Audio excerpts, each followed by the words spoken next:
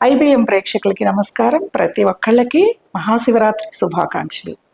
మహాశివరాత్రి మనకి చాలా పండుగలు రాత్రితోనే మొదలవుతాయి చూడండి. శ్యామలా నవరాత్రులు, దుర్గా నవరాత్రులు, గణేష నవరాత్రులు, శివరాత్రి, ఇలా రాత్రి రాత్రి అనేది రాత్రి పూజా విధానం మనకి ఒక భారతదేశంలోనే ఉంటుంది. మిగతా దేశాలన్నీ నిద్రపోతాయి రాత్రి అంటే.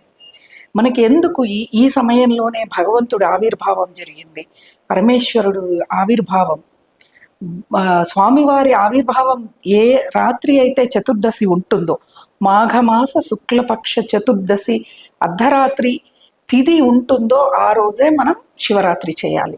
అప్పుడే మనం అభిషేకాలు నిర్వహించుకోవాలి. ఈ శివరాత్రిని మనం ఎలా చేసుకోవాలి? చాలామంది ఉపవాసం, అభిషేకం, దాన ధర్మాలు, జాగరణ, ఈ నాలుగుటి మీద ఫోకస్ చేస్తారు, ఎక్కువగా మనసుని లగ్నం చేస్తారు. వీటితో పాటు మనం ఈ రోజున మౌనంగా ఉంటూ శివనామ స్మరణ తప్ప వేరే స్మరణ చెయ్యకుండా, ఉపవాసం అంటే చాలామంది మేము మధ్యాహ్నం తిన్నామండి, రాత్రి తిన్నామండి అంటారు. కాదు, ఆకలేసినప్పుడు మనం ఆకలి వెయ్యకుండా ఎంత కొంచెం అల్పంగా తీసుకుంటూ, అది కూడా పండ్లు ఫలాలు, అవి కూడా తమో గుణం లేని ఫలాలు. మళ్ళీ మనం ఇప్పుడు ఆరెంజెస్ తిన్నామనుకో, పులుపు, అది తమో గుణ ప్రధానమైన ఆహారం, అలా అది తీసుకోకూడదు. అరటి పళ్ళు కానీ, దానిమ్మ కానీ, యాపిల్ పండ్లు కానీ, పచ్చి కొబ్బరి కానీ, ఇలాంటివి కొద్దిగా తీసుకుంటూ ఉపవాసం చేస్తే మంచిది. చాలామంది మేము అన్నం తినమండి, గోధుమ రవ్వతో ఉప్మా చేసుకున్నాం, పూరీలు చేసుకున్నాం, ఈ ఆహారం నిషిద్ధం, ఇది ఉపవాసం కిందికి రాదు. అలాగే శివుడి యొక్క అభిషేకం, స్వామివారికి అర్ధరాత్రి చేసే అభిషేకం, మనం ఈరోజు మొత్తం ఉపవాసం చేసాం, అర్ధరాత్రి అభిషేకం చెయ్యాలి అంటే భస్మంతో అభిషేకం చేస్తే మనకి ముక్తి అనేది లభిస్తుంది ఇక్కడ. అలాగే స్వామివారికి జలంతో అభిషేకం చేసినా ఆయన ప్రీతి చెందుతాడు. అలానే మనం జలంతో చేసి వదిలివేయకూడదు. జలము పంచామృతంలోతో చేయాలి, చెరుకు రసంతో చేయాలి, పళ్ళ రసాలతో చేయాలి. పళ్ళన్నీ కూడా కట్ చేసి ఒలిచి వాటితో అభిషేకం చేయొచ్చు. అన్న అభిషేకం కూడా చేయవచ్చు. ఇక్కడ అన్నంతో కూడా అభిషేకం చేయవచ్చు. ఇలా చేస్తూ శైవ క్షేత్రాలకు వెళ్ళే వాళ్ళైతే ఇంకా వాళ్ళకి ఎటువంటి ఇబ్బంది ఉండదు. అక్కడ ఏ సాంప్రదాయం నడుస్తూ ఉంటుందో ఆహార నియమాలతో పాటు వాటితో మనం నడవచ్చు.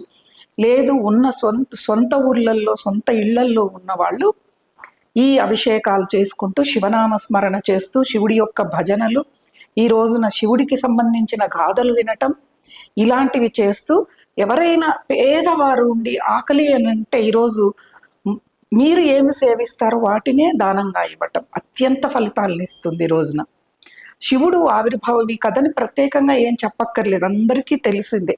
బ్రహ్మదేవుడు మహావిష్ణువుకు సంబంధించిన గాథ ఇది. పరమేశ్వరుడు లింగ రూపంలో ఆవిర్భావం చెందదలిచి వాళ్ళిద్దరి మనసుల్లో ఇలాంటిది ఒకటి రేకెత్తించాడు పరమేశ్వరుడు.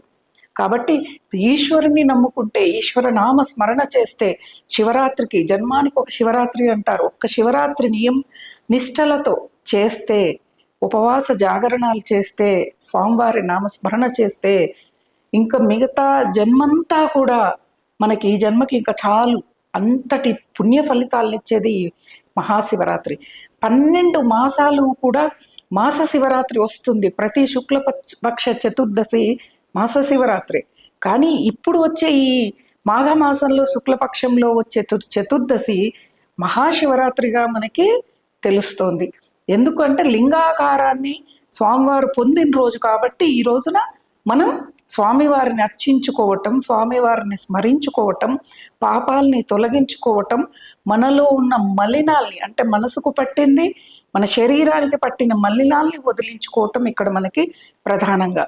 మనలో ఉన్న మలినాలు ఎలా అంటే, శరీరంలో ఉన్నాయి ఎలా అంటే, ఉపవాసం చేయటం వల్ల కడుపులో ఉన్న బ్యాడ్ టాక్సిన్స్ అన్నీ వెళ్ళిపోతాయి.